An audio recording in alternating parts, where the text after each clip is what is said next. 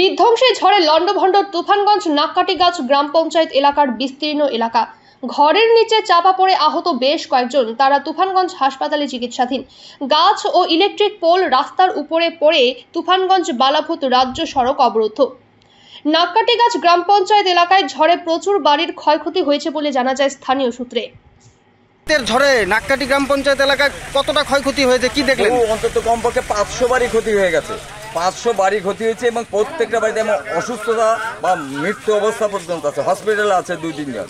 তারপরে তো বাড়িঘর ভেঙে গেছে, ইলেকট্রিক খুঁটি উপরে গেছে, তারপরে বাড়িতে তো গাছ পরে তো গেছেই, সেগুলো গেছে, তবে দোকানপাটও গেছে, বহু ক্ষতি।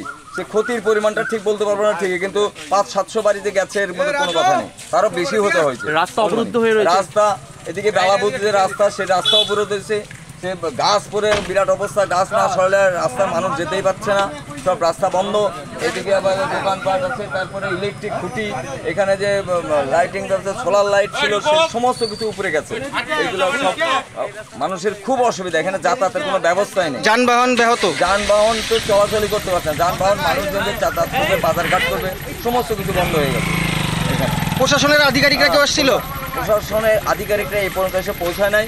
সকালবেলা হয়তো সংবাদ করে আসবে কিনা জানি না, তবে আমরা প্রশাসনিক বলতে পঞ্চায়েত তরফ থেকে নাককাটিগাছের যে অঞ্চলটা খুব মোটামুটি অঞ্চলটা ক্ষতি হয়েছে, আমরা সেখানে ঘুরছি, দেখছি, চলছি, আর কি ক্ষতি হলো। কি নাম আপনার? আমার নাম রতন কুমার বসাক। কি দায়িত্বে আছেন? দায়িত্বে আমি নাককাটিগাছ গ্রাম পঞ্চায়েতের বিরোধী দলের নেতৃত্বে আছে, আমার বিরোধী দলের নেতা। মোটামুটি 1:45 থেকে 2টার মধ্যে ঝড়টা হয়েছে। প্রচণ্ড ঝড়, প্রচণ্ড হাওয়া ছিল, বিদ্যুৎ চমকাইছে খুব বেশি। তারপরে বাড়িতে এই যে গাছটা ভাঙে পড়ে ঘরের উপরে, আমরা ভগবানের কৃপায় কোনো রকমে বেঁচে আছি আর কি। মানে যখন গাছটা ভেঙে পড়ে তখন কি এই ঘরের ভেতরেই ছিলেন? হ্যাঁ, ঘরের ভিতরেই ছিলাম।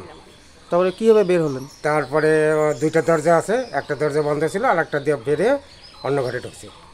মানে একটা বড় সড়ো বিপদ থেকে রক্ষা পেয়েছে নাকি? হ্যাঁ হ্যাঁ, ঠাকুরই বাঁচাইছে। কে কে ছিলেন ঘরে?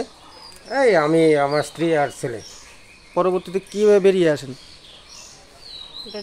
দরজা খুলে বেরিয়ে আসলাম, তারপরে পাশে রান্নাঘর ছিল, রান্নাঘরে ঢুকে ছিলাম আর কি। কতটা ক্ষয়ক্ষতি হয়েছে? অনেক ক্ষয়ক্ষতি হয়েছে, পুরো ঘরটাই তো নষ্ট হয়ে গেছে।